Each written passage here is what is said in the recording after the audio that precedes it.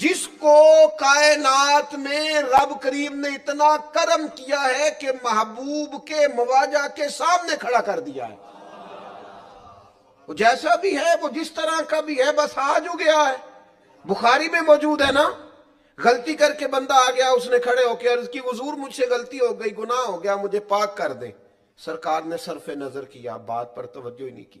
تھوڑی دیر کے بعد پھر کھڑا ہو، حضور غلطی ہو گئی، پاک کر دے. محبوب نے توجہ ہی نہیں کی. یہ 2-3 بار کم و بیش ہوا تو حضرت بلال نے اقامت پڑھی، نبی پاک نے جماعت کرائی. وہ نماز کے بعد پھر کھڑا ہو گیا.